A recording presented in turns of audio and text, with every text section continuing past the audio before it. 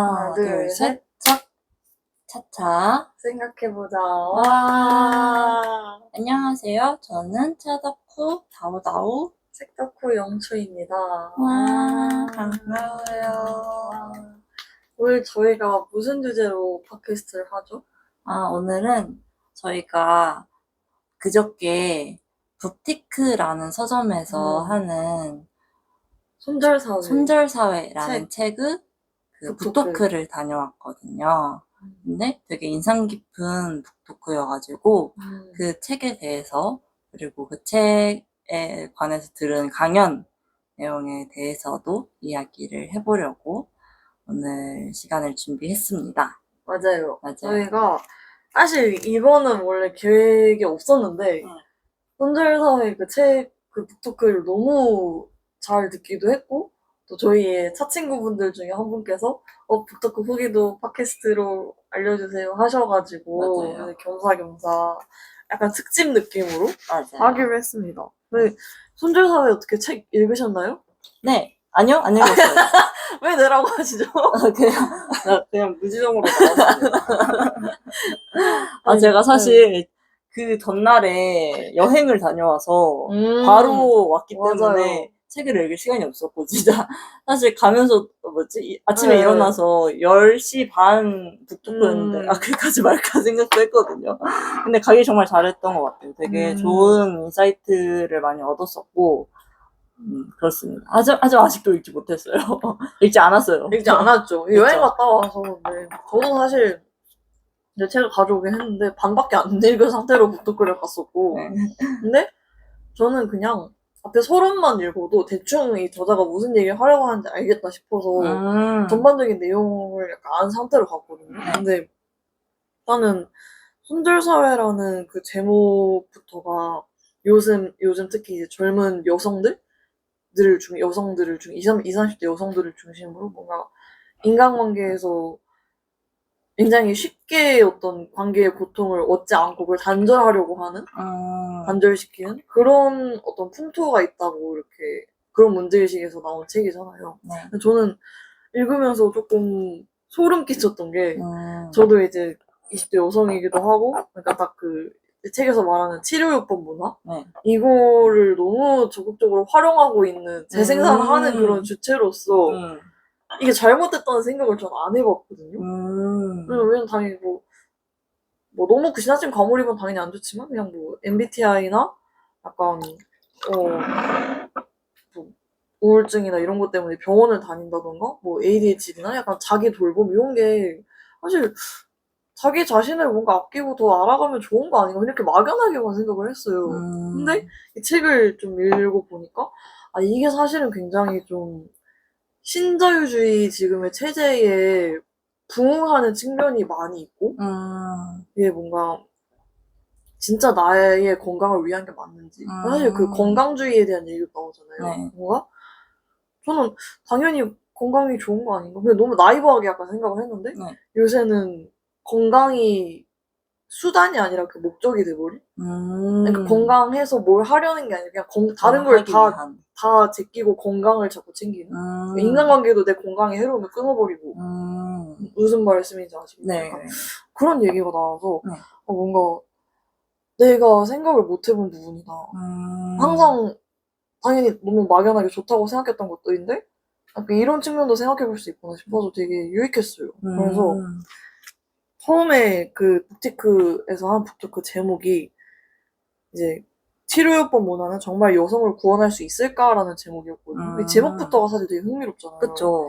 근데 저는 사실 이 책을 읽기 전에 이 북토크 홍보글이 처음 올라왔을 때 이 제목을 보고 손절사회랑 이게 무슨 상관이지 약간 생각을 했거든요. 여성과 무슨 상관일까? 그래서 치료요법 문화가 사실 뭔지 잘 몰랐고 손절사회랑 여자 그게 무슨 상관일까 했는데 아까 말씀드린 것처럼 이제 북토크를 들어보니까 책을 읽어보니까 이게 실제로 연구를 해보니까 젊은 여성들이 그런 거에 훨씬 많이 참여를 한대요. 뭔가 주가 돼서.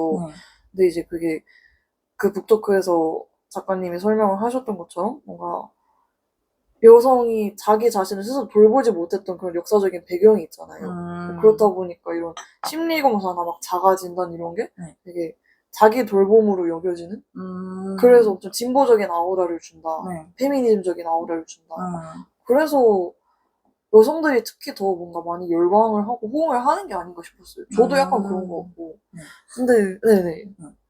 치료요법에 대해서 이야기하기 네. 전에 네. 먼저 저희가 마시고 있는 차에 대해서 잠깐 맞아요. 이야기를 해보도록 하겠습니다. 아, 이 차가 또 최근에 이제 네. 들여온. 맞아요. 가장 최근에 들여온 차인데 제가 최근에 갔던 여행지가 중국 칭다오거든요. 근데 제가 차를 좋아하는 친구들이랑 간 게 아니어서 찻집을 많이 가지는 못했어요. 그런데 칭다오에서 사와야 되는 기념품 중 하나가 칭다오 맥주도 있지만 칭다오의 노산 녹차라는 게 있어요. 네. 네, 노산이라는 지역에서 자라는 녹차인데 말 그대로 네. 그거를 이제 사와야 된다고 해서 사왔습니다. 근데 이게 마트에서 네. 그 4,000원에 팔던 거였거든. 100g당 4,000원? 너무 해잔데요? 네. 네. 그 너무 해자라서 안 마셔볼 수가 없는 그런 환경이었는데 네. 아니 뭐 4,000원이면은 그냥 속는셉 치고 그냥 사오자 하고 시음도 사왔던 안 해보고. 거였거든요. 맞아요. 그쵸, 시음도 그쵸. 한 번도 안 해보고 가져왔는데 생각보다 괜찮은 거예요. 아니, 이게 제가 그 교쿠로 녹차는 별로 안 좋아했거든요. 네. 좀 약간 떫은 맛도 나고, 그러니까 그쵸. 차를 잘 못 우려서 그런 게 아니라 그냥 응. 차 자체가. 응. 그래서 아, 녹차 나랑 안 맞나 보다 생각을 했는데 이거는 녹차인데 되게 깊은 맛이 나는 거예요. 맞아요. 그래서 녹차에서 이런 맛이 날 수 있구나 네. 싶었어요. 떫은 맛이 이게 좀 빠르게 빼면은 떫은 맛도 거의 안 나고 그 깊은 구수한 맛과 그리고 질감이 굉장히 약간 우유처럼 끈적하다고 해야 되나? 살짝 묵직한 질감이 맞아요. 있어서 가볍지가 않아서 네. 오히려 좋은? 맞아요. 오히려 되게 즐겁게 마실 수 있는 차이고 또 어떤 뭐 다시기랑도 잘 어울리는 그런 차여서 굉장히 잘 산 것 같습니다. 맞아요. 그 효율성 되게 가성비가 좋은 그런 차인 것 같습니다. 칭따오 노산 녹차 드시고 싶으신 분은 저희 다음에 오시면 됩니다. 근데 제가 아까 그 얘기죠. 제가 뭐 맛있다 이러니까 해주세요. 맛있다. 마트 다녀오셨어요? 아니 다오가 칭따오에서 노산 녹차를 저희가 이러고 놉니다. 네, 저희 맨날 이러고 놀아요. 네. 그래서 맛있더라고요. 맞아요.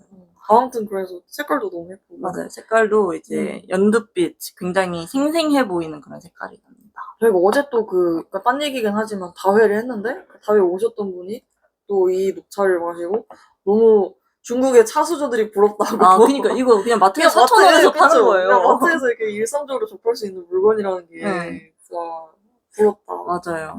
그래서 칭따오를 2박 3일밖에 못 갔지만은 다음에는 이제 차로 유명한 운남성이나 아예 진짜 차 북건성, 투어를. 네, 그런 곳을 가보고 싶습니다. 좋네요.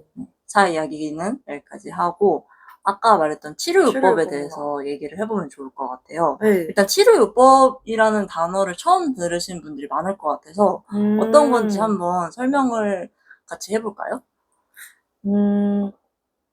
약간 제가 제대로 이해한 게 맞다면 치유문화라고도 하는데 뭔가 개인이 어떤 인간관계나 사회생활을 하면서 어떤 느끼는 고통이라던가 그런 부정적인 감정들을 뭐 정신과 진료나 심리학적인 진단을 통해서 이렇게 치유할 수 있다고 믿는 문화? 그런 걸 치료요법 문화라고 하는 것 같아요. 그러니까 테라피? 네, 테라피. 네, 멘탈 케어?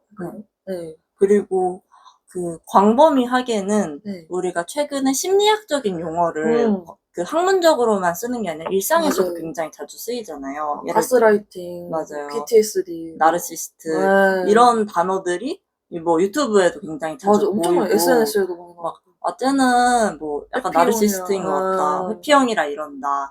MBTI가 뭐라서 이런다. 나랑 안 맞는다. 맞아. 이런 말을 우리가 굉장히 일상적으로 쓰잖아요. 그쵸? 사실은 심리학적인 용어고 정신의학적인 용어인데 우리 생활에서 맞아. 그냥 일반적인 오남용이 단어로 되는? 사용이 되고 맞아요. 있는데 맞아요.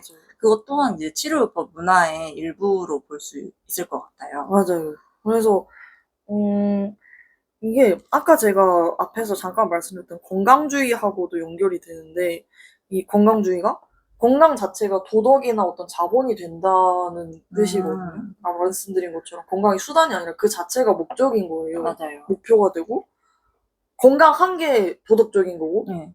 그게 어떤 힘이 있는 거고. 네. 그래서 이 치유 문화를 영혼의 건강주의라고 설명을 하시더라고요, 작가님이. 그러니까 정신적인 건강을 최우선으로 추구하는. 네. 그러니까 그거에 해가 되는 거 다 약간 손절하는. 네.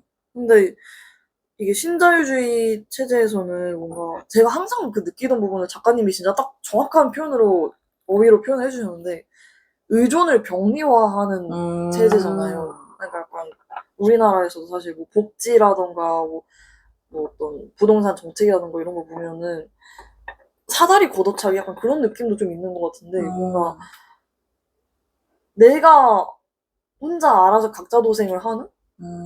그러니까 이걸 못 따라오는 사람은 약간 나약한 거고 의존이 필요한 사람은 좀 뒤처지면서 패배한 사람이고 그걸 되게 살다 보면 사실 사람이 의존을 할 수밖에 없잖아요. 그쵸. 혼자 사는 사람이 어딨어요. 맞아요. 근데 그걸 되게 뭔가 의지가 없고 나약하고 게으르고 무능력하고 막 이런 걸로 치부한다는 느낌을 저는 계속 받았거든요. 우리 사회가 좀 특히 그런 것 같다. 뭔가 개인이 어떤 사회에서 불합리한 일을 겪어도 네가 알아서 잘 해결해야지. 약간 이렇게 그런 어떤 몫을 다 개인에게 치부해버리고 개인에게 돌려버리는 전부담을 전가하는 느낌을 받았어요. 좀. 그래서 그 작가님이 얘기하셨던 것처럼 제가 말한 거랑도 연결이 되는 게 복지 수급자들이 나약한 사람들을 취급하는 네, 게으르다, 노력을 안 했다 이런. 그래서 일상의 어떤 모든 측면들을 다 약간 자기 관리, 경영 이런 걸 대상으로 간주를 하는 거잖아요. 네. 건강도 그만큼 자기가 알아서 잘 챙겨야 되고 남이 챙겨주는 거 아니고. 사실 뭐 틀린 말은 아니에요. 틀린 말은 아닌데 되게 냉정한 면이 있다고 해야 되나? 그리고 네. 이런 아까 말했던 MBTI나 뭐 네. 우울증이나 이런 것들, 이런 네. 치료요법이 이런 건강주의에 알게 모르게 일조를 하고 있다는 게 굉장히 흥미로웠어요. 맞아요, 저희는 맞아요. 막 자기 자신을 잘 알고 자존감을 챙기고 이러면은 저희가 더 건강해지니까 좋은 거라고 맞아요, 생각하고 맞아요.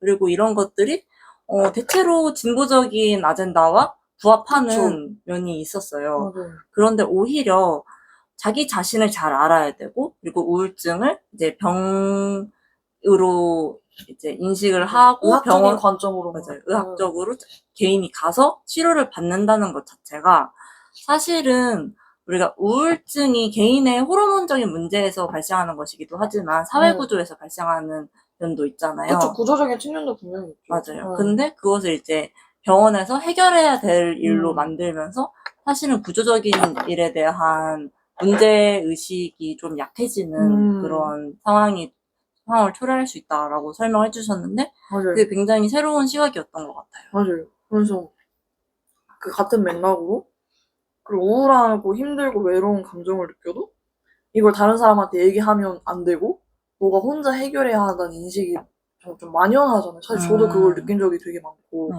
그리고 그 서론에서 작가님이 소개를 해주셨던 게 무해함이라는 키워드가 엄청 유행한다 이런 말씀을 해주셨어요. 근데 사실 저는 제 입으로 이런 말 하면 좀 그렇지만 되게 영철은 되게 무해한 사람이다 이런 말을 많이 들었거든요. 사실 저 그게 그냥 좋은 건 줄 알았어요. 공격성이 없으면 당연히 좋은 거 아닌가 했는데 뭔가 이 무해한 사람, 무해한 삶을 추구하는 게 굉장히 어떻게 보면 우리의 삶에서 조금이라도 고통스러운 부분을 가져가지 않겠다. 그러니까 이게 정말 표백을 하는 그런 느낌이라고 말씀을 해주시더라고요. 그래서 이게 사실 완벽히 유해할 수도 없고 완벽히 무해할 수도 없는 거고 다 이게 복합적인 면이 있는 건데 무해하다는 게 뭔가 좀 생각이 달라지더라고요. 나중에 다른 사람들이 나중에 이제 이 말을 들은 후에 그 무해하다는 말을 평가를 또 듣게 되면 저 사람이 뭔데 나를 무해하다고 생각하지? 약간 기분이 마냥 좋진 않을 것 같은 거예요. 무해하다, 유해하다는 이제 영초님 자기 자신의 특성이 아니라 이제 영초님의 상대방 입장에서 영초는 나에게 해를 가하지 않는 사람이다라고 평가하는 거잖아요. 그렇죠. 그런데 이것 자체가 조금 약간 무시하는 발언일 수도 있을 것 같아요. 저는 사실 무해하다는 표현을 예전부터 별로 안 좋아했는데 그게 자기 자신에게 쓰면은 너무 자기 자신을 이제 셀프 모해화라고 하나요? 자기 자신의 안 좋은 면을 이제 외면하는 것 같고 그리고 다른 사람한테 쓸 때도 이게 마냥 긍정적인 표현이라고 생각하진 않았거든요. 그래서 최근에 이제 네. 약간 딴 얘기로 새는 거지만 네, 한국 문학에서 도는 플로우가 안다무요.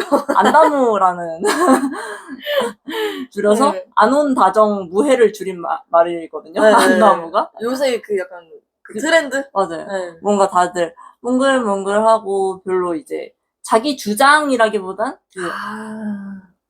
그 주장이 없고 그냥 네. 감성만 남아있는 네. 그러한 문학 작품들을 약간 비판하는. 지금 눈빛도 굉장히 안다무 하세요. 맞아요. 나른한 마일드하고. 물론 그런 게 이제 사람들에게 힐링을 줄 수 있고 또 그것 또한 이제 문학적 가치가 있지만 예전에 문학 사조하는 이제 결이 다른 거죠. 뭔가 예전에는 뭐 이렇게 하자, 뭐 이걸 뭐 타파해야 된다, 사회 문제를 고쳐야 된다 이런 게 있는데 요즘에는 그런 주장은 없고 뭔가 정말 누구에게도 미움받지 않을 수 있는 문학을 만드는 거죠. 저는 근데 이런 걸 별로 안 좋아하거든요. 저는 누구에게도 받지 않으려고 하는 사람 자체를 별로 안 좋아해요. 그래요? 네. 막 착한 아이 맞아요. 약간 이것도 사실 지금 쓰는 용어도 되게 치료요법적인 말일 수 있는데 그쵸. 그런 느낌의 사람을. 네. 이게 제가 과거에 좀 그랬어서 약간 자기 혐오, 공적 혐오일 수도 있는데 약간 모두에게 좋은 사람이 되려고 하잖아요. 그럼 그 옆에 있는 사람이 나쁜 사람을 대신 맡아줘야 돼요. 제 생각엔 그래요. 그래서 다른 사람 손에 피를 묻히고 좋은 이미지를 가져가는 거라고 생각해요. 이게 저는 모든 생명체가 누군가의 고혈을 빨아먹지 않고서는 살 수 없다고 생각하거든요. 맞는 말이에요. 네. 하물며 식물도 흑의 영양분을 뺏어가서 그쵸. 사는데. 그쵸. 태양 에너지와. 맞아요. 인간이 어떻게 무해할 수가 있단 말입니까. 그래서 말입니다. 무해한 사람이란 표현을 별로 안 좋아해요. 무해하지 않거든. 네, 그쵸. 제가 너무 갑자기 열변을 토했는데 이런 무해한 것에 대한 키워드가 사실은 이제 맞아요. 뭔가 좋은 점만 취하고 싶은. 그쵸. 이제 고통을 이제 멀리 하고 싶은. 선택적으로 내가 그 관계에서 좋은 것만 얻어가고 싶은. 그러한 욕망이 드러나는 이제 키워드라고 생각을 합니다. 맞아요. 그래서 이게 같은 맥락이에요. 지금 무해함에 대한 갈망이라는 게 나에게 어떤 사랑만을 줄 수 있는, 그러니까 어떤 이득만을 줄 수 있는 사람을 원하고, 또 그 사람, 근데 그렇다고 또 그 사람이 또 결핍이 있으면 안 되고, 결핍이 있다는 건 사실 내 정신건강에 유해하다는 뜻이기 때문에 그 결핍도 있으면 안 되고, 나한테 잘해줘야 되고, 약간 칭찬만 해주고, 좋은 말만 해주고, 사랑만 해주고, 그런 사람을 원하는 거죠. 근데 사실 이게 작가님이 그렇게 설명하시더라고요. 이거는 치료요법 문화라는 게 사실 상대방을 나의 어떤 감정 건강을 위한 도구로 치부하게 되는 측면이 있다고. 그래서 타인을 대상화하는 담론이라고 말씀을 하시더라고요. 그래서 사실 전 책에서 그 부분을 읽었을 때는 약간 그 정도인가 싶었거든요. 그 대상화라고까지 말할 수 있는 건가 싶었는데 툭툭을 듣고 나니까 좀 설득이 됐어요. 네. 그러니까 타인과의 관계라든가 뭐 타인의 기분보다 내 감정 건강이 더 우선이? 네. 그쵸. 물론 모두가 자기 자신이 우선이긴 하지만 약간 그런 표현이 이상한 것 같아요. 안정형 남자친구 만나고 싶다. 안정형, 회피형. 근데 안정형을 만나고 싶은 사람은 안정형이 아니거든요. 본인이 안정적이지 않기 때문에 이제 안정형 애인을 만나고 싶어 하는 건데 이제 사실 안정형 애인이란 게 자기가 뭘 하든 이제 잘 피하지 않고 뭔가 불안해하지 않고 수용해주는 그런 사람을 원한다는 것 같아가지고. 근데 진짜 안정형 사람들은 그러지 않을 거라고 생각이 들어요. 근데 진짜 안정형 사람들은 잘못했으면 잘못했다고 말하고 그럴 것 같아요. 그냥 마냥 다 이렇게 부둥부둥 해주는 게 아니라. 그리고 안정형이라는 게 사실 안정형, 회피형, 불안형 이런 성격 유형이라는 게 예전에 원 가족과의 관계에서 많이 형성된다고 우리가 알고 있잖아요. 애착 관계에서 형성된다고 알고 있는데 사실은 우리가 사회에서 많은 일들을 겪으면서 성격이 형성되는 거잖아요. 맞아요. 그런데 이제 그런 부모와의 애착 관계로만 사람을 평가하다 보면은 그 사람에게 가능성을 닫아주는 것이 아닌가라는 생각이 들어요. 아니 부모를 선택할 수는 없는 노릇이잖아요, 사실은. 근데 뭔가 부모와의 애착 관계가 잘 형성되지 않은 사람이라도 노력해서 좋은 관계를 유지하고 있는 사람들도 충분히 많을 거라고 생각이 들어요. 그렇죠. 그리고 사실 부모한테 저는 그런 사람들도 봤거든요. 그냥 부모한테 사랑을 많이 받아서 사랑을 받을 줄은 아는데 줄 줄은 모르는 사람들. 맞아요. 근데 반대로 사랑을 못 받았지만 사랑을 또 주는 사람들이 있어요. 네. 그래서 그게 크게 저는 상관관계가 없다고 생각하거든요. 사랑을 받고 자란 거랑 줄 수 있는 능력하고는. 그럴 확률은 더 높겠지만 꼭 그쵸. 그렇지도 않은 것 같아서. 맞아요. 그거 부모의 관계로 애착력이 형성되지는 않는다고 생각합니다. 왜냐면 저는 부모님과의 관계가 좋은 편이라고 생각을 하는데, 네. 제 어렸을 때 성격을 형성하는데 가장 많은 영향을 미친 거는, 네. 부모도 있겠지만은 친구 또래와의 관계였던 것 같아요. 또래 집단. 네, 또래 집단에서의 네. 분위기가 제 성격에 영향을 많이 미친 것 같아요. 그래서 이 부모님이 어떠냐, 가족이 뭐 어떠냐 이런 거를 따지는 것 자체가 사람을 되게 좁은 시각으로 보는 것 같다는 생각이 듭니다. 납작하게 보는. 맞아요. 그래서 저는 그 얘기도 되게 좋았거든요. 이게 지금까지 한 얘기는 개인적인 연대의 해체, 개인적인 유대의 해체라는 그 챕터로 작가님 설명하셨던 거고, 근데 이제 치료요법 문화가 정치적인 연대도 해체한다라고 설명을 하셨던 게, 이 말이 너무 좋았어요. 자존감만을 중시하는 사회에서는 공존감을 느끼기 어렵다. 왜냐면 내 정신 건강이 제일 중요하니까 타인의 고통은 눈에 안 들어오는 거고, 타인의 고통을 보는 것 자체가 내 정신 건강에 해로운 거니까 그걸 약간 차단하게 되는 그런 거죠. 그래서 저는 사실 이 부분에서 되게 예전에 읽었던 고통 구경하는 사회라는 책도 좀 생각났거든요. 그러니까 이게 저는 되게 약간 책도 인간 실존, 공존, 연대 이런 주제의 책들을 좋아하거든요. 소설이든 비문학이든. 근데 뭔가 자존감 하지만 사실 내가 소중한 만큼 남도 소중한 거잖아요. 근데 요새 현대 사회에서는 그게 잘 안 되는 거 같아요. 그냥 내가 제일 우선이고 타인은 뭐 알바고 알바인지 뭔지 모르고 약간 말한 것처럼 타인의 어떤 정신적인 건강은 기분이라던가 이런 거는 나의 건강을 위한 도구고. 그래서 이게 마냥 긍정적이진 않을 수 있겠다. 자존감 회복하고 뭐 자존감 올리기 뭐 이런 게 뭔가 여러 가지 생각이 들었던 것 같아요. 저도 그냥 막연하게 자존감이 높으면 당연히 좋은 거 아닌가 했는데 그런 측면도 있을 수 있겠다 싶었고. 자아에 너무 집중하는 것 자체가 오히려 사람을 불행하게 만든다고 생각하거든요. 저는. 왜죠? 저는 이건 저의 경험을 바탕으로 한 것인데, 저는 내가 이런 사람이면 좋겠어, 이런 사람이 되고 싶어, 나는 이런 사람이야 라는 생각을 진짜 많이 했었어요, 과거에는. 근데 자기가 만들어놓은 자아가 깨지는 순간에 굉장한 고통을 많이 느꼈던 것 같아요. 그리고 자기 자신에 gat혀가지고 살 때보다 다른 사람이 어떤지 파악할 때 더 자기 자신을 더 알 수 있을 뿐더러 관계가 더 좋아졌던 것 같아요. 저 사람이 나한테 유해한 사람인가? 저 사람은 약간 회피형이고 나는 약간 불안형이라서 둘이 같이 있으면 안 될 것 같아. 이런 생각을 하는 것보다는 그냥 저 사람이 원하는 게 뭐지? 이런 생각을 할 때 더 관계가 좋았던 것 같아요. 방금 말씀하신 얘기가 진짜 거의 똑같이 나오거든요. 요새 현대의 치료요법 문화는 사실 개인의 정체성이라는 거는 이런 상호 대화적인 맥락에서 형성되는 건데 독백적인 정체성만 형성한다. 그러니까 나는 그냥 자가진단하고 나는 이런 사람이 이렇게 땅땅 해버리는. 근데 사실 타인과의 관계에서 결정되는 정체성도 굉장히 많잖아요. 뭔가 내가 이 사람하고 있을 때는 이런 모습이지만 이 사람하고 있을 때는 이런 모습일 수도 있고 같은 사람이어도 내 기분이나 뭐 그날의 컨디션에 따라서 이런 모습이 나올 수도 있고 굉장히 다양한 모습이 있는 건데 그냥 혼자 집에서 자가진단 이런 거 해보고 타인과의 소통, 그냥 난 이런 사람이니까 애초에 이런 사람하고는 안 맞아 하고 이렇게 선을 그어버리는 게 사실 굉장히 독백적이다.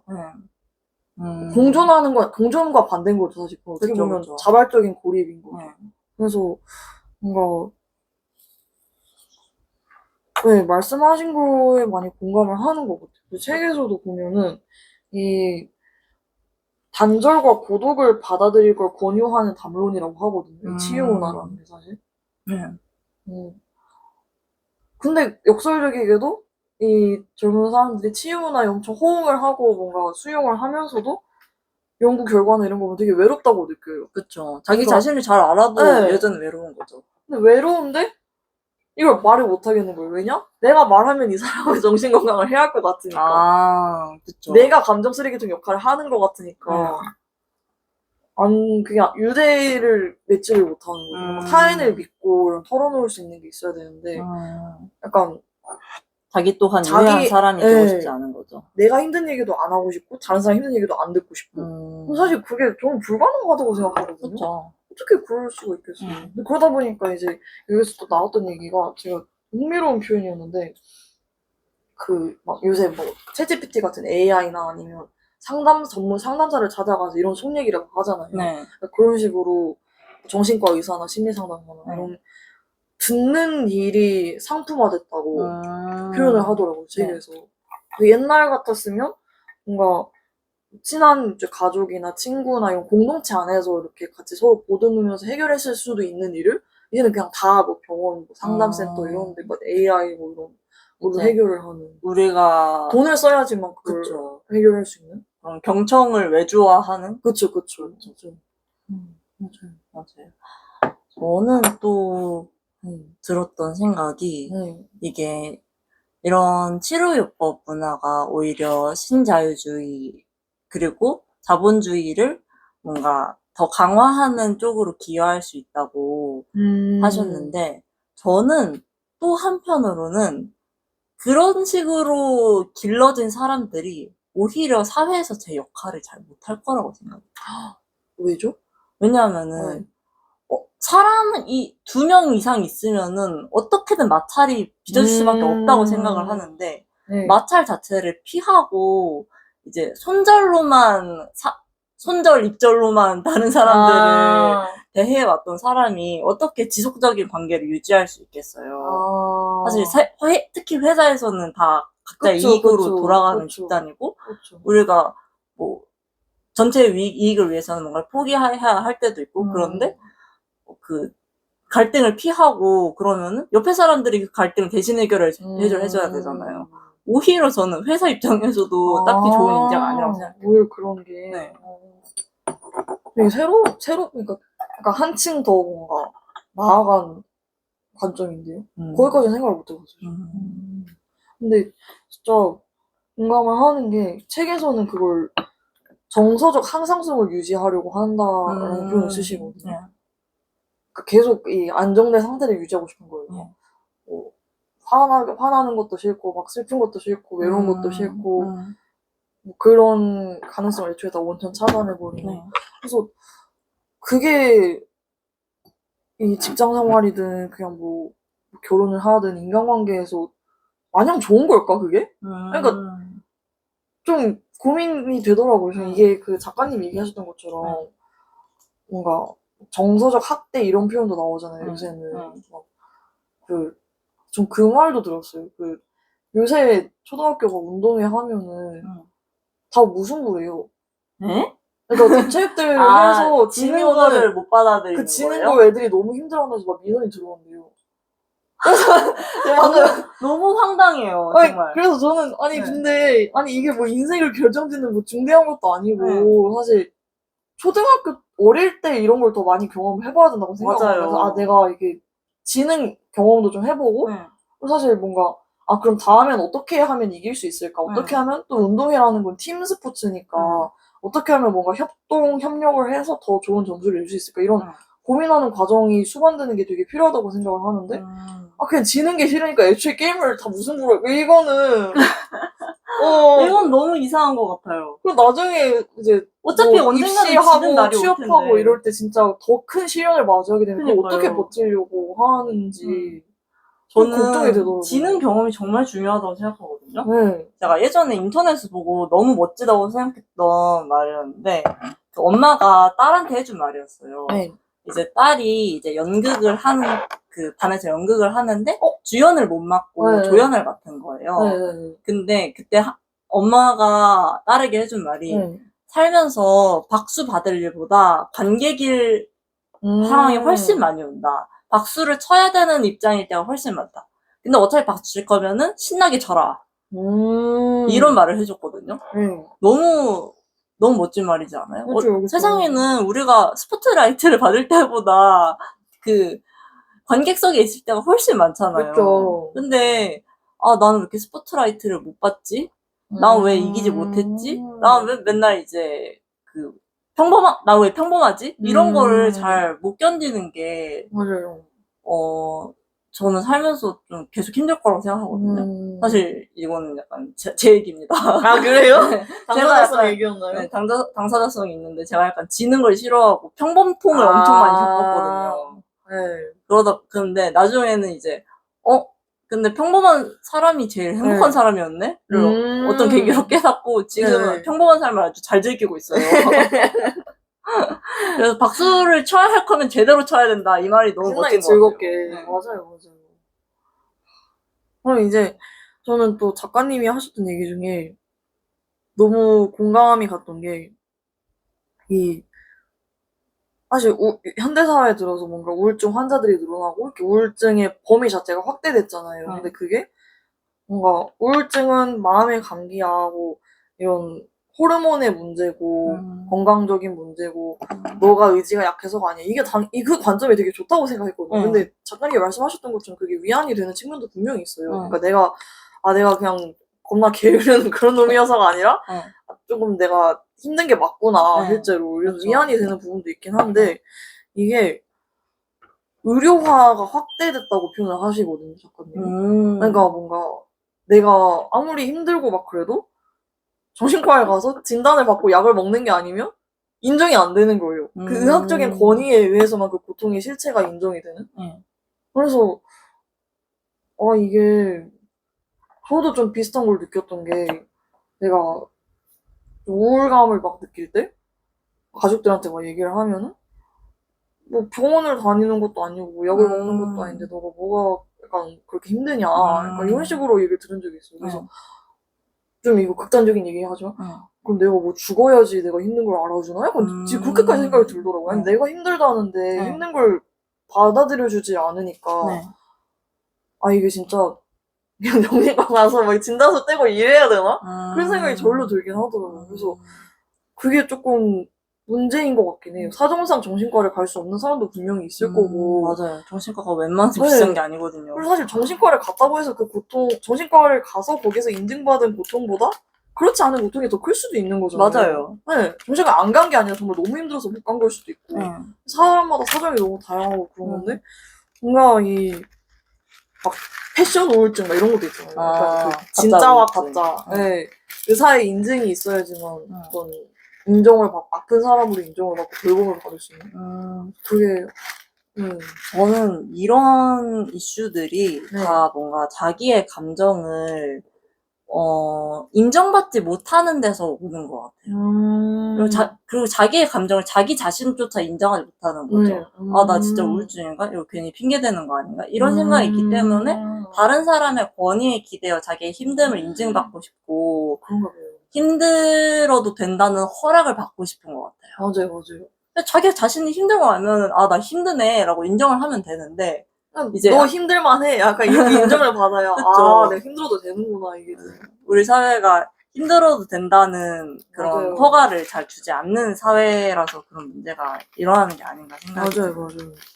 그래서 그런 얘기도 나왔거든요. 뭔가 고통을 이런 우울증이나 뭐 ADHD 같은 질병으로 정의하게 되면 그 질병에 걸린 사람들을 어떻게 치료하고 어떻게 생산성과 정상성을 다시 회복할 것인지가 문제가 돼버린다고.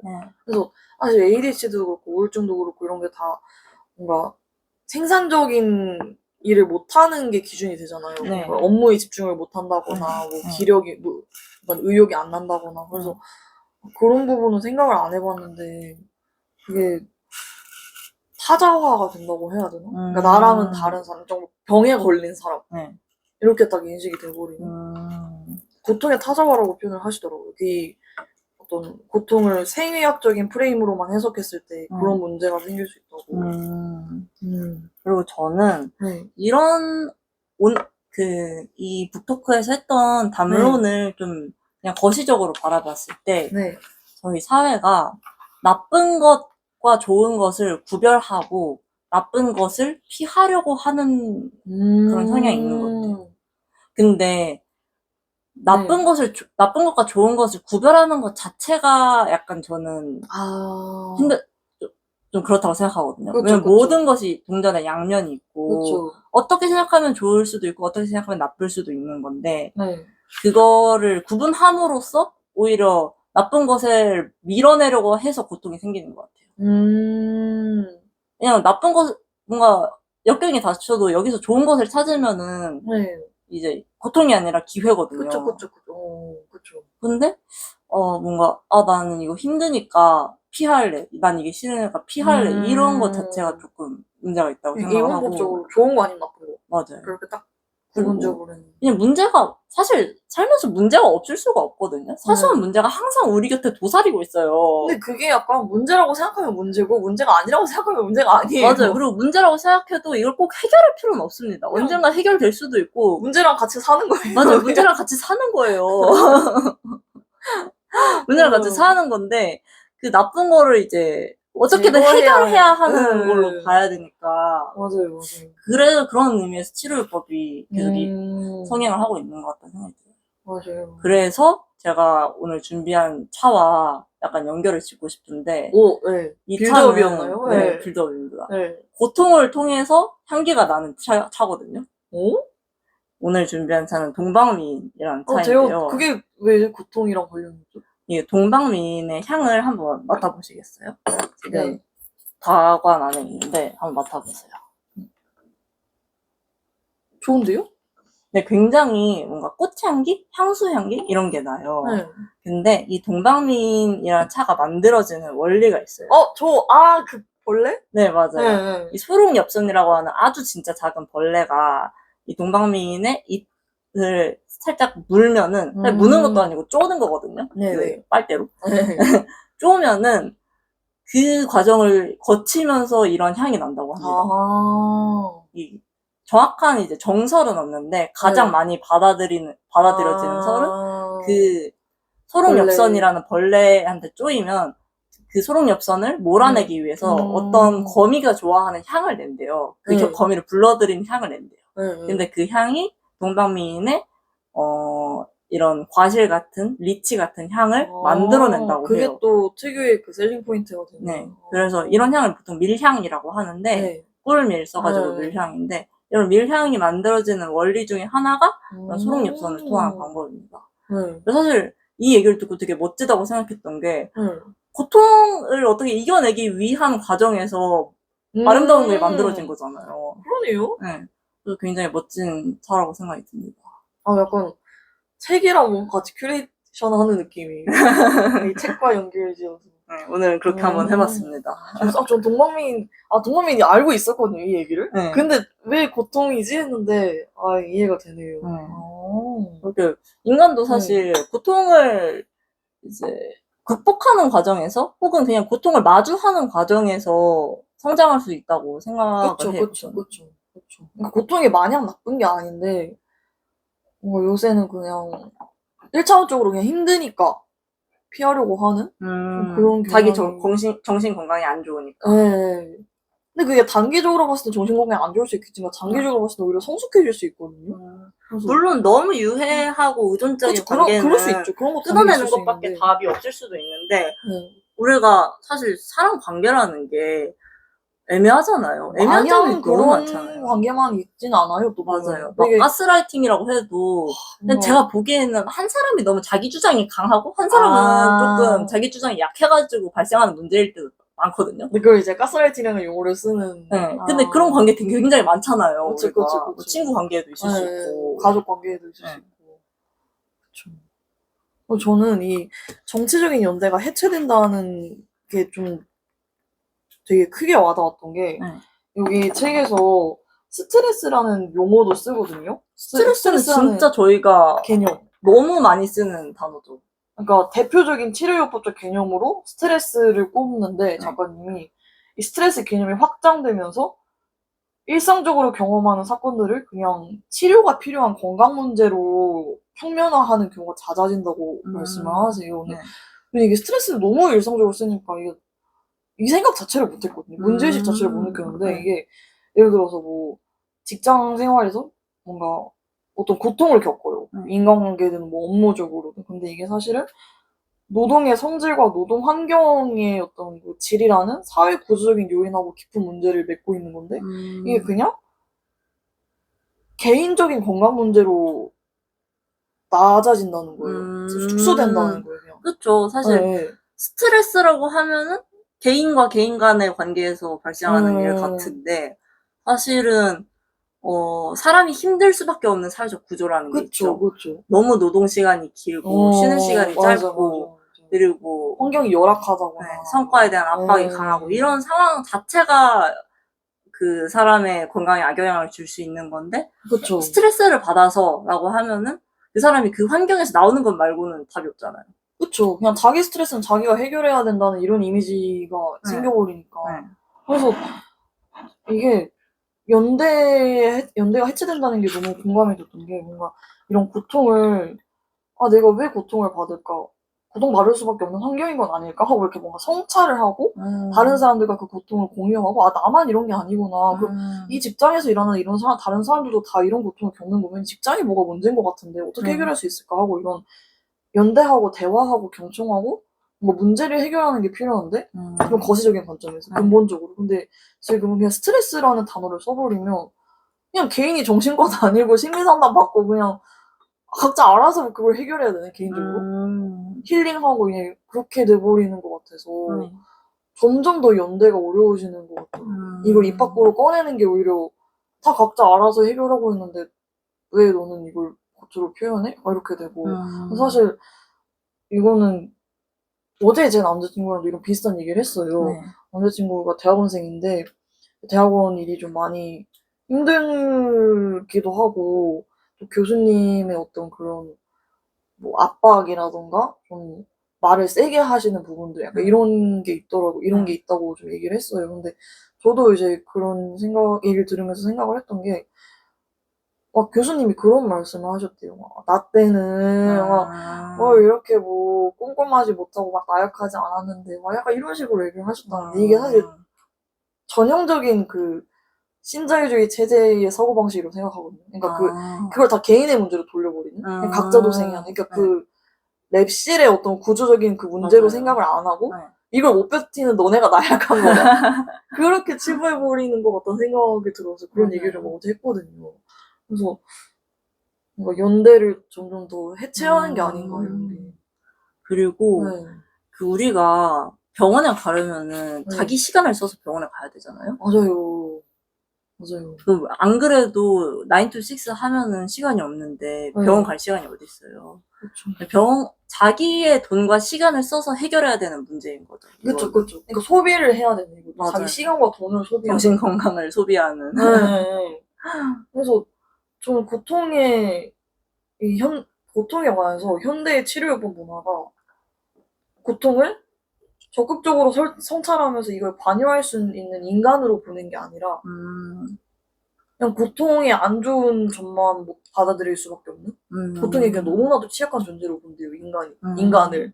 이 치료요법 문화가. 그래서 굉장히 평면화하는 거죠. 인간의 어떤 다른 이 고통을 이겨내면서 성장할 수 있는 그런 가능성이라던가, 뭐 다 같이 연대하고 그런 문제를 바꿀 수 있는 능력 같은 걸 아예 소거하는, 네, 그런 좀 문제가 있는 것 같아요. 제가 예전에 이제 저의 네. 빨갛던 시절, 네. 빨갱이 시절 때, 빨갱이 시절이요? 네. 아니, 저희 학교에 그 막스 경제학을 가르치는 수업이 있었거든요. 네. 그 수업에서 들었는데, 다른 사람, 그 노동자들이 집결하지 못하게 하려면은 그 구조적인 문제를 파악하지 못하게 하거나, 파악해도 어쩔 수 없는 것으로 받아들이게 만들어야 한다. 내가 뭘 할 수 있는데, 약간 네. 이렇게. 근데 저는 이거 약간 공감하는 게, 저도 이제 랩실에서 많은 스트레스를 받았었는데, 너무 바쁘고 해야 할 일이 너무 많고 쉴 시간도 부족하다 보니까 우리 이런 구조를 바꿔보자 해볼 시간도 없어요. 여유 자체가 없는. 네, 그냥 이거 빨리 치워버리고 잠이나 자야지 이렇게 돼요. 계속 그런 구조가 제 생각에는 악순환이네요. 네. 그래서 뭔가 대학원생들이 진짜 많이 힘들 것 같다는 생각이 좀 들더라고요. 저는. 갑자기. 네. 여러분, 대학원생은 노동자가 아닙니다. 왜냐하면은 그만큼의 값을 받지 못하거든요.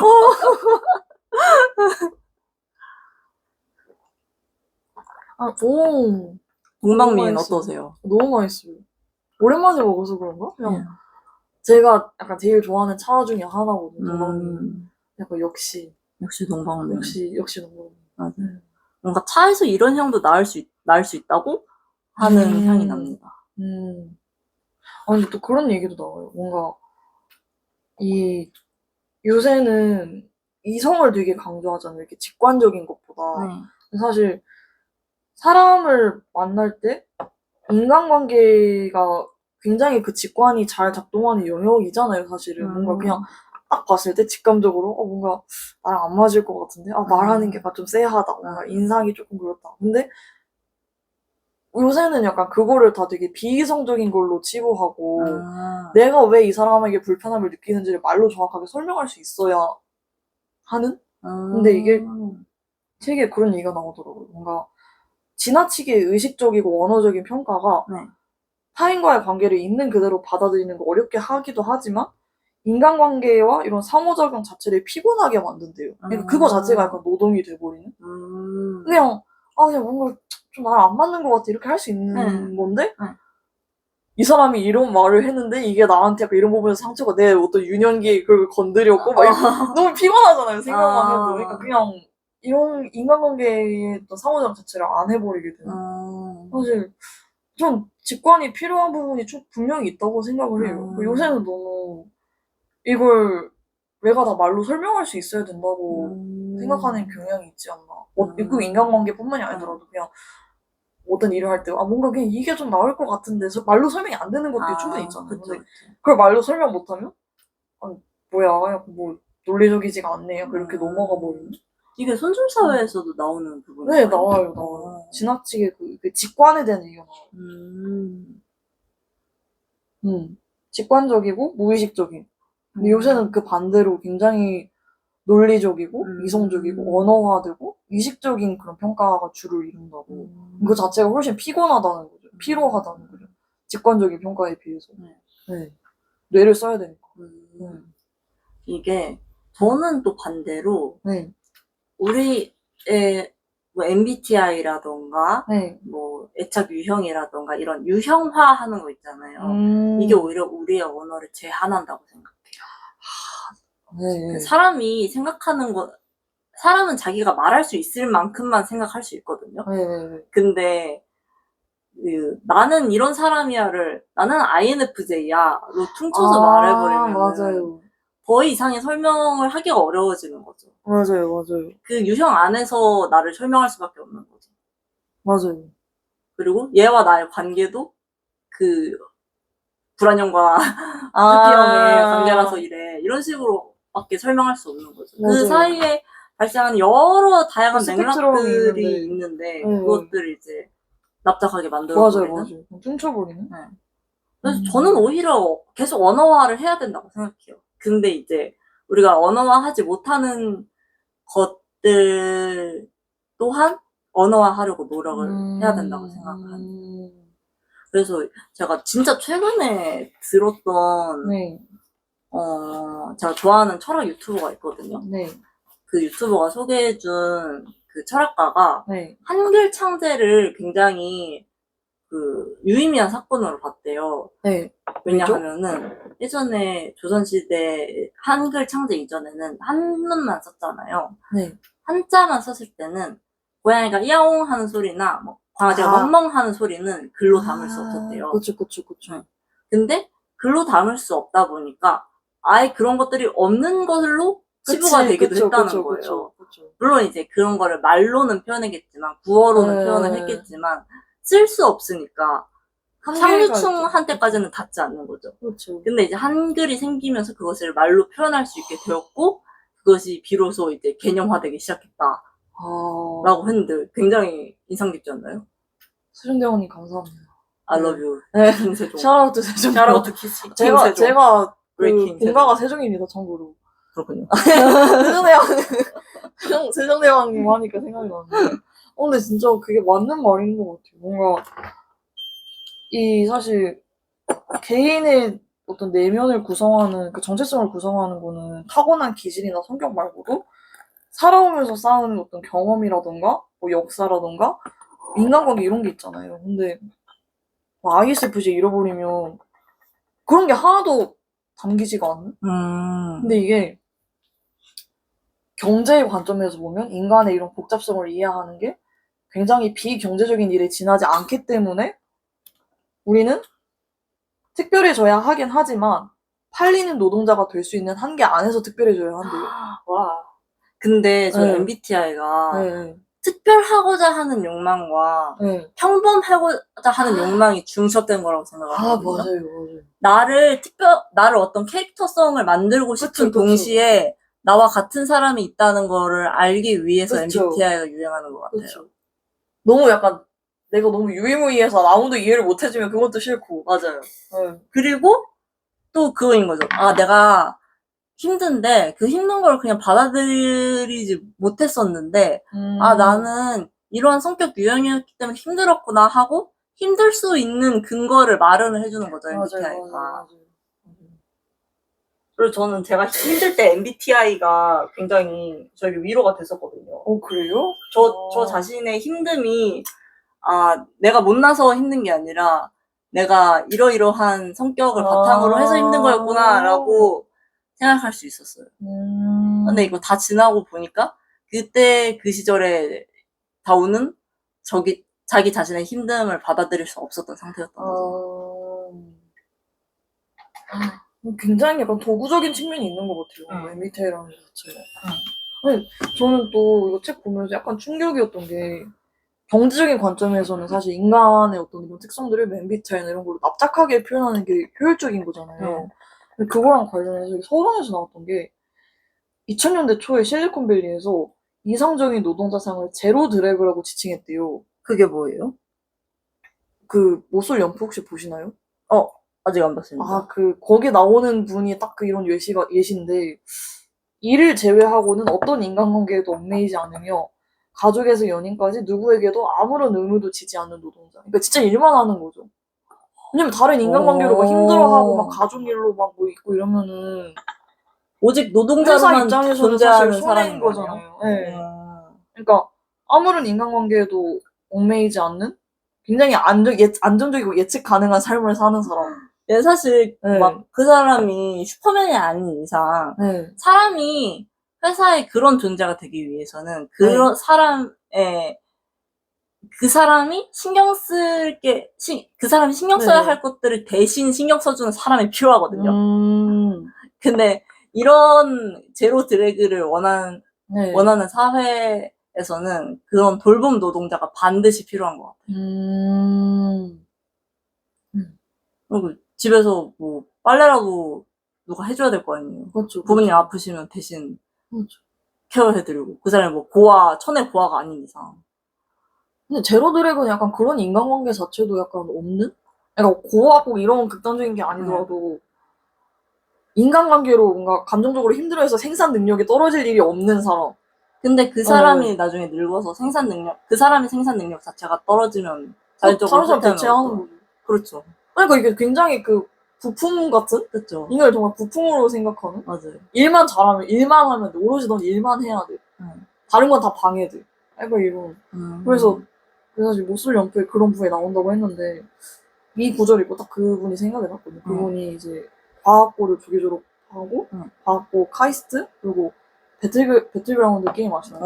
초기 개발자. 지금 30대 초반이신데, 멋있다. 모태솔로세요. 근데 약간, 이성하고도 그렇고 그냥 사람하고 대화를 많이 안 해본 거죠. 뭔가 다 약간 과학고 카이스트 막 게임 개발 이러니까 뭔가 자기랑 비슷한 사람들하고 계속 게임 개발하고 그리고 그분이 그 프로그램 인터뷰에서 하신 게 직업 특성상 뭔가 문제점을 찾고 해결하는 게 업무이다 보니까 인간관계에서 자꾸 그런 식으로 사람을 대하게 된다고 하더라고요. 뭔가 문제점을 자꾸 찾고 해결하려고 하는. 그래서 그분은 30대 초반이신데 방송 나와서 네컷 사진을 처음 찍어봤다고 하셨어요. 그래서 약간 그러니까 저런 분 같은 스타일이 되게 업계에서 말하는 제로 드래그가 아닐까. 정말 어떤 연인도 없고, 연애 경험도 없고, 뭔가, 제가 그분의 어떤 모든 인경을 다 아는 건 아니지만, 내컷 사진을 30 넘어서까지 안 찍어봤을 정도로 뭔가 이렇게 친밀한 그런 경험도 많이 안 하시는? 업계에서는 사실 탑일 수밖에 없겠다. 근데 이게 개인의 어떤 인간관계 측면에서 보면 그게 마냥 좋은지는 잘 모르겠더라고요. 여러 가지 생각이 들었어요. 네. 그래서 그분도 사실 그 약간 빌런이라고 조금 막 유튜브에서 막 엄청 욕을 많이 먹었는데 저는 그분이 악의가 있어서 그런 게 아닌 것 같았어요. 그러니까 진짜 정말 그걸 학습을 네, 못했었던 그런 기회 자체가 없었던. 좀 안타깝더라고요. 이런 거. 네. 아무튼 그랬습니다. 그래서 뭔가 이 우울감이라던가 이런 고통에서 벗어나기 위한 노력을 우리가 이제 개인적으로 계속 강구해야 되고 그러다 보면 소비를 해야 되는 거예요. 그쵸. 고통을 해결하기 위해서 막 이렇게 연대하고 경청하는 게 아니라 소비를 해야 되는 소비를 계속 이렇게 촉구하는 악순환인 것 같아요. 그래서. 네. 그리고 저는 이 책이 놀라웠던 게 손절이라는 문화에서 소비 사회를 말할 수 있다는 게 되게 놀라웠어요. 네. 사실 손절이라는 것도 우리가 투자 용어에서 나온 거잖아요. 맞아요. 그래서 되게 놀라웠고 또 드는 그 북토크를 들으면서 계속 들었던 생각이 소비자로 머물면은 안 되겠다라는 생각이 들었어요.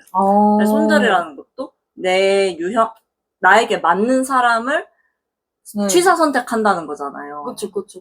근데 선택한다는 거는 나에게 주어진 옵션 중에 하나를 고르는 것 뿐이고, 옵션을 새로 만들어내는 것은 아니잖아요. 인간관계를 적극적으로 만들어내는 게 행위가 아니잖아요. 어떤, 모든 상황에서 생산자가 될 수는 없겠지만, 적어도 인간관계 측면에서 나에게 주어진 것을 받아들이고 배제하고 이것보다는 이걸 어떻게 더 좋게 만들 수 있을까를 계속 고민을 해야 되는 것 같아요. 그런 지점에서 저는 계속 생산자가 돼야 된다. 생산자. 저는 제가 인스타그램 시작하고 굉장히 좋았던 게 예전에는 계속 콘텐츠의 소비자였는데 제가 콘텐츠의 생산자가 될 수 있다는 게 되게 좋았어요. 그러네요. 생산자가 될 수 저는 인스타 시작하는 게 약간 부정적이었거든요. 저는 개인적으로. 왜냐면 옛날에 너무 소비하다가 힘들었던 경험이 있어서 이번에 약간 그렇지 않을까 했는데 생산을 하니까 확실히 좀 다른 것 같아요. 맞아요. 생산을 하니까 소비를 할 때도 내가 어떻게 여기서 좋은 점을 받아서 따라할 수 있을까 이런 것도 생각을 하게 되고 또 어떤 새로운 걸 창출할 수 있을까. 맞아요. 단순히 사회의 흐름에 휩쓸려가는 개인이 아니라 사회의 흐름에 조금이라도 돌을 던질 수 있는 그런 사람이 될 수 있는 것 같아요. 생산자라는 포지션. 맞아요. 저는 지금 보시면 제가 이 페이지 자체를 엄청 인덱스를 많이 붙여놨는데 한번 중요한 문장을 읽어주시겠어요? 나 자신을 안정적인 방식으로 이해하려면 삶의 다양한 이야기가 의미 있는 하나의 서사로 통합되어야 한다. 정체성은 삶의 목적을 주고 삶을 통합적으로 이해하는 것을 가능케 하는 자아를 의미 있는 심리사회적 자리에 위치시키는 하나의 서사라는 것이다. 삶이 하나의 이야기라면 이야기에는 방향성이 필요하다. 이야기는 결코 주인공 한 명으로만 완성될 수 없다. 그러니까 이게 사실 요새는 아까 말했던 것처럼 굉장히 독백적으로 정체성을 형성하잖아요. 근데 이 삶이 하나의 이야기라면 이야기엔 방향성이 필요하고 서사가 완성돼야 하고 한 명만 나오는 이야기는 사실 말이 안 되잖아요. 그 사람이 살면서 뭐 사월이든 누구하고도 뭔가 사건이 일어나야 되는 거니까 그래야 이야기가 진전이 되는 거니까. 그래서 이게 이야기를 함께 만들어 나가는 공동체와 타인의 의미를 부여하는 그런 게 필요하다는 게 되게 많이 와닿았어요. 그래서 오히려 조금 뭐랄까 타인을 완전히 배제할 수도 없지만 배제하기보단 약간 긍정적으로 저 사람들과의 관계를 통해서 내가 나도 몰랐던 새로운 면을 발견할 수 있고 또 서사의 하나의 챕터가 또 써지는구나 이렇게 생각하면 좋지 않을까. 주인공도 막 영웅 서사 이런 거 봐도 영웅들이 항상 행복한 일만 있는 건 아니잖아요. 그러니까 고통을 이겨냈으니까 영웅이 된 거잖아요. 그냥 잘하게만 하면 그게 뭐가 영웅이에요. 고통을 이겨내서 그 잘났다는 어떤 이 고통을 이겨낸 그 능력을 인정받았으니까 영웅이 되는 거지. 그렇죠, 그렇죠. 네. 그런 생각이 들었어. 그리고 또 뭔가 나의 특별함이나 진정함을 느끼기 위해서 반드시 내가 타인과 분리되고 차별화된 존재라고 느낄 필요는 없다. 아, 그렇죠. 이것도 너무 좋았어. 오히려 특별해지려면 다른 사람과의 관계가 필요하죠. 그쵸. 저는 그거 되게 좋아하거든요. 어린 왕자에서 네. 수많은 장미 중에서 내 장미가 특별한 이유는 내가 그 장미에게 물을 줬고 네. 이제 바람을 안 맞게 막을 씌워주고 이러한 과정에서 그 장미가 특별해진 거지. 그 장미가 엄청 예뻐서 특별해진 게 아니잖아요. 그쵸. 너무 관계 아름답잖아요. 속에서 특별해진. 맞아요. 그 관계 속에서 특별해지는 거라고 생각하거든요. 뭐 그냥 지나가는 꽃이 될 수도 있었는데 맞아요. 내가 너를 선택하고 아끼고 서로 이제 상호작용을 했기 때문에 특별한 거다. 그렇지 않나요? 저희도 맞아요. 그냥 지나가는 사람 일이 될 수 있었는데 그쵸. 그래서 저희가 이제 싸운 시간 때문에 서로를 맞아요. 특별하게 생각을 맞아요, 하는 거죠. 맞아요. 그래서 오히려 결론은 모두에게 특별해질 수는 없는 거죠. 그쵸. 모두와 관계를 맺을 수는 없으니까. 자기가 이 특별하고 싶으면 말씀하신 것처럼 오히려 타인과 더 연결돼야 할 필요가 있는 것 같아요. 그러니까 타인이 나를 특별하게 봐준다던가 뭔가 나는 다른 사람하고는 달라. 막 약간 이게 같으면 특별하지 않은 건가? 약간 이런 생각도 들고. 그쵸. 같아도 그러니까 난 똑같은 장미여도 누군가한테는 특별한 존재일 수 있는 거잖아요. 맞아요. 그런 측면에서 독립적으로 특별할 수는 없다. 나는 뭐 장미가 아니라 뭐 히비스커스가 될 거야. 뭐 이게 약간 그럼 히비스커스가 있는 집단에 가면 똑같이 히비스커스일 텐데. 그쵸. 그게 약간 한계가 있지 않나. 네. 근데 어쨌든 그 관계 속에서의 특별함은 그 사람하고 나만의 그 유일한 관계인 거잖아요. 그러니까. 근데 그 어린 왕자 구절 너무 좋은데요. 그쵸. 제가 제일 좋아하는 그거예요. 그래서 뒤에도 막 나오는 게 필연적 상호 의존성이라는 표현도 나오거든요. 필연적 상호 의존성. 전 이거 너무 공감해요. 인간은 사회적 동물이라고 하잖아요. 다 같이 살 수밖에 없고 살아야 돼요. 혼자 살 수 없어요. 혼자 못 살고 너무 힘들고. 저는 여기까지 읽었는데 그래서 얘기가 나왔던 게 뭔가 우리가 사실 살고 싶은 삶은 고통을 뭔가 의학적으로 권위에 기대서 인증받지 않아도 이제 돌봄과 이해를 받을 수 있는 그냥 너그럽고 더불어 사는 사회가 아닐까 이런 얘기를 하면서 그때 북토크가 끝났었거든요. 그래서 옛날에 저 초등학생 때는 막 학교 도덕 시간이나 이런 거에 막 더불어 사는 삶, 막 같이 사는 삶 이런 거에 대한 강조가 많이 나왔던 거거든요. 요새는 그걸 잘 모르겠어요. 그냥 진짜 완전 각자 도생인 것 같은? 요즘에는 오히려 물론 저는 이제 초등학교에 있지 않지만은 초등학교에서는 여전히 도덕 교과서에서 그런 걸 할 수도 있죠. 하겠죠. 그쵸. 근데 요즘 뭔가 인터넷 커뮤니티랑 그런 걸 보면은 도덕적인 사람은 같이 살고 그런 사람이라기보다는 남에게 피해를 안 주는 사람인 것 같아요. 그냥 요즘 기조 자체가 남에게 민폐를 끼치지 않는 사람. 민폐를 안 끼치는 게 도덕적이라는 게 너무 슬퍼요. 근데 사실 저는 그럴 때 많거든요. 저 사람이 좀 힘들어 보이는데 내가 도와주려고 괜히 오지랖 부리면은 저 사람이 싫어하지 않을까? 이런 생각 진짜 많이 하거든요. 네. 안 친한 사람과 관계에서. 네.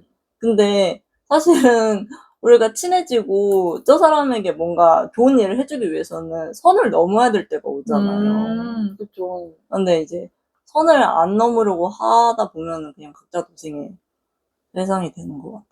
저는 이것도 어제 남자친구랑 얘기를 나눴던 건데 선하다는 건 사실 그 이타적인 측면이 제일 크다고 생각하거든요. 저는. 네. 그러니까 자기만 생각하는 사람이 선할 수는 없는 것 같아요. 저는. 그쵸. 제가 생각하기에는. 그러니까 남의 고통을 지나치지 않고 도와준다던가 이렇게 잘 보듬어주는 게 선한 거라고 저는 생각을 하는데 그게 선한 거에 제일 가깝다고 생각을 하는데 뭔가 그게 민폐를 안 끼치고 그냥 각자 알아서 잘하면 사실 선한 사람도 있을 수가 없다고 생각을 하거든요. 그러니까 그냥 서로 도움을 요청하지 않고 도움을 주지 않으면 배려라는 개념이 어디 있고 선이라는 개념이 어디 있어요. 그게 당연한 게 돼버리는 건데 그래서 뭔가 사실 그런 선하다 이런 게 있으려면 선을 넘는 그 고통을 표현하는 약간 라임이 좋네. 고통을 누군가는 표현해야 내가 화낼 수 있는 기회도 생기지 않나. 사실 그거랑 관련해서 생각이 나는 게 제 일은 아니고 이제 들은 얘기인데 지인이 그 히말라야 그 등산을 갔다가 짐을 막 이렇게 들고 가는데 같이 여행 갔던 분 중에 굉장히 어떤 정말 불심이 깊으신 그런 분이 있었대요. 아시죠? 근데 그분이 이제 짐을 들어줘서 너무 감사하다고 그분이 표현을 하니까 그 짐 들어주신 분이 오히려 제가 이렇게 뭔가 선업을 쌓을 수 있게 해주셔서 감사하다고 말씀하셨다는 게 그게 좀 생각이 나더라고요. 맞아요. 네. 오, 그렇죠. 사실 상대방이 저에게 도움을 요청하고 도움이 필요한 상태가 되었기 때문에 제가 좋은 일을 할 수 있었던 거고. 안 도와주면 저도 뭐 그냥 각자 걸어가는 청년 되는 거죠. 그렇죠. 그래서 뭔가 그 마인드셋이 되게 좋았던 것 같아요. 타인이 나한테 뭔가 도움을 요청하는 걸 아, 왜 나한테 민폐해주지? 내 정신건강에 해로운 일을 그냥 하지 말고 아, 내가 손해줄 수 있는 기회다. 오히려 좋아. 약간 이렇게 생각하면 좋지 않을까. 그렇게 생각할 수 있겠네요. 네. 저는 이렇게 뭔가 취사 선택으로 인간관계를 했던 사람들이 나중에 도움이 정말 필요해질 수밖에 없는 상황이 올 때 너무 힘들 것 같다는 생각이 들었어요. 맞아요, 우리는 맞아요. 언젠가 늙고 약해지기 마련인데 네. 그때 도움을 청할 수 있을까? 라는 생각이 들어요. 사실 그게 고통의 타자화랑도 연결되는 것 같아요. 뭔가 노인이라던가 뭐 장애인이라던가 이런 사람들에 대해서 사실 나는 평생 그렇게 안 될 거라고 생각하는 게 사람들의 무의식 속에 있는 것 같거든요. 맞아요. 사람은 누구나 다 늙고 누구나 다 병들고 누구나 다 아프기 마련인데 그 미래의 나를 생각해서 좀 이기적인 마음으로라도 아 나도 저렇게 될 수 있다 생각하는 마음에서 그런 사람들을 좀 도와주면 좋지 않을까. 미래의 나를 도와준다고 생각하고. 그쵸. 저는 모두가 약하게 신생아로 태어났고 나중에 늙어서 죽는다는 그 변하기 어려운 전제 자체가 인간을 사회적 동물로 만들고 아까 말씀하신 필연적 상호 의존성을 만든다고 생각을 해요. 뭐 우리가 그냥 엄마 뱃속에서 태어나자마자 뭐 기인마냥 걸어 다니면은 뭐 어머니 낳아주셔서 감사합니다. 이런 게 아니잖아요. 어린이밖에 부러워. 우리가 그 사실을 좀 알고 있을 때 계속 인지를 할 때 뭐 공존도 가능하고 사회도 가능하다고 생각을 해요. 제가 고등학교 때 문과였는데 사회 과목으로 철학과 윤리를 했거든요. 철학과 윤리에서 배운 철학자 중에 한 명이 이제 롤스인데 그 사람이 사회의 규칙을 어떻게 만들어야 되냐. 무지의 맞아요. 맞죠. 라고 사회 규칙을 어떻게 만들지? 모두에게 공정할 수 있는 방법이 뭘까? 했을 때 나와 남의 조건을 아무것도 모르는 상태, 그러니까 무지의 상태로 한번 규칙을 만들어보자 이거죠. 그러니까 제가 뭐 이재용 아들로 태어날 수도 있지만 정말 노숙자거나 뭐 고아나 그런 삶을 살 수도 있는 거잖아요. 나 전쟁 난민이 될 수도 맞아요. 있고. 파란 쪽이 없을 수도 있고. 그렇죠. 근데 저희는 이제 뭐 운이 좋게도 사우스 코리아에 리스폰이 돼가지고 그래도 인프라가 잘 갖춰진 나라에 살고 있는 거지만은 그렇지 않을 경우가 굉장히 크잖아요. 훨씬 높잖아요. 그럴 확률이. 근데 그럴 확률까지 고려하면은 내가 그 상황에 처했을 때 어떠한 도움을 받고 싶은지를 생각을 해보자 이런 거죠. 최악의 경우를 상정해서 이렇게. 맞아요. 내가 주사위 1이 나온 사람도 최소한으로 불행하려면은 어떤 사회가 만들어져야 될까? 이걸 생각하면은 우리 사회가 어떻게 해야 될지, 어떤 방향으로 나아가야 될지를 좀 생각할 수 있겠죠. 근데 우리 모두가 그냥 주사위 6인 상태라고 상태가 될 수 있고 상태여야 한다고 요즘 사회는 말하고 있는 것 같아요. 그런 표현 있잖아요. 부자 지망생? 저는 정말 그게 정치적인 얘기를 떠나서 좀 그게 되게 안타깝기도 하고 위험한 현상인 것 같아요. 그러니까 타인의 고통에 무작정 공감하라는 게 아니라 내가 그렇게 될 수 있다는 걸 인지를 해야 된다고 생각을 하는데 나도 갑자기 뭐 주식이 폭락해서 갑자기 한순간에 거지가 될 수도 있고 교통사고를 당해서 장애인이 될 수도 있는 건데 그런 가능성, 그런 부정적인 가능성을 일절 생각을 안 하고 긍정적인 가능성만 생각을 하는 게 저게 정신건강에 과연 좋을까? 그쵸. 그런 생각이 좀 들었어요. 맞아요. 주식 얘기하니까 갑자기 우울해지네요.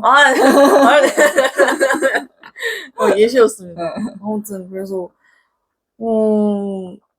되게 좋았어요, 이 북토크가.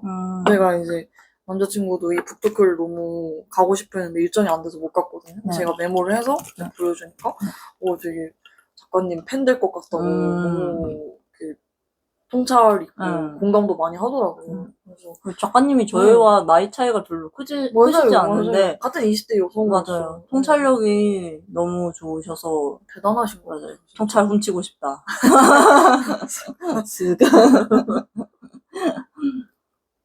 저는 그래서 이 부티크라는 서점을 알게 돼서 또 이 책을 책 자체는 서점 다니면서 좀 보긴 했거든요. 네. 매대에 이렇게 있길래 저런 책이 요새 나왔구나 했는데 마침 또 북토크를 한다고 해서 너무 좋은 기회였다. 진짜. 아니, 저도 이 책을 제목은 알고 있었는데 그 영조가 이런 북토크가 열린다고 해서 가봤어요. 잘했죠? 네, 너무 좋았던 잘 것 초대했죠.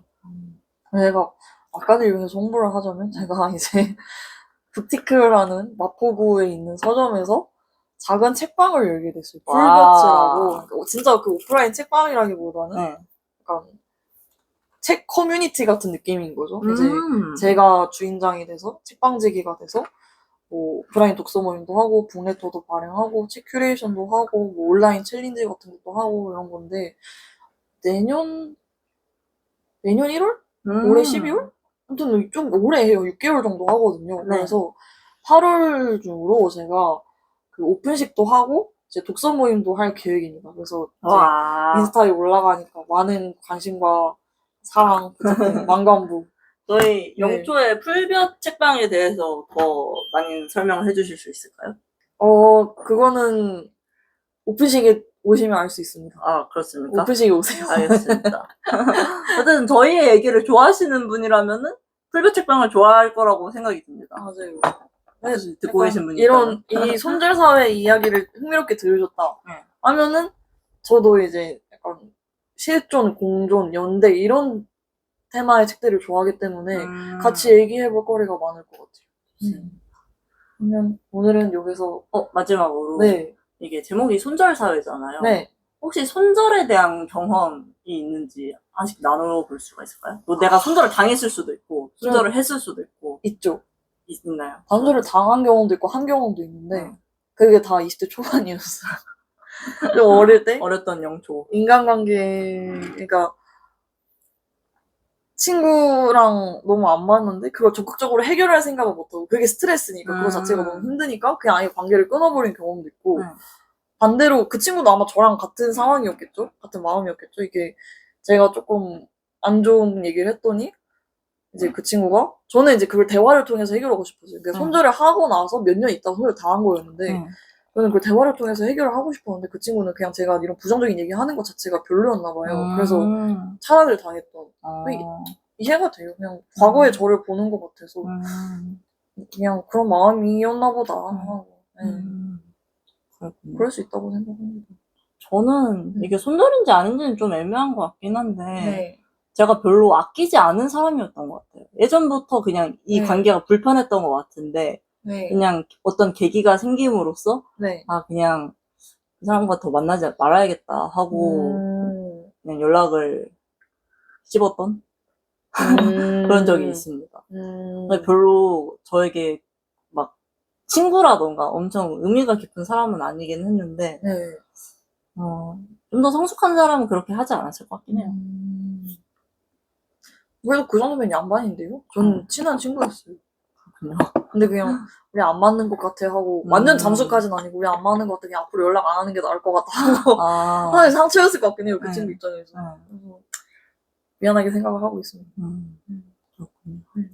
저희는 이만 슬슬 맞춰보도록 하겠습니다. 그리고 마지막으로 아마 다음 주에 한 편이 더 있을 수도 있는데요. 제가 8월 9일부터 요가 강사 자격증을 따러 갑니다. 어디로 가시나요? 태국 코파만으로 가는데요.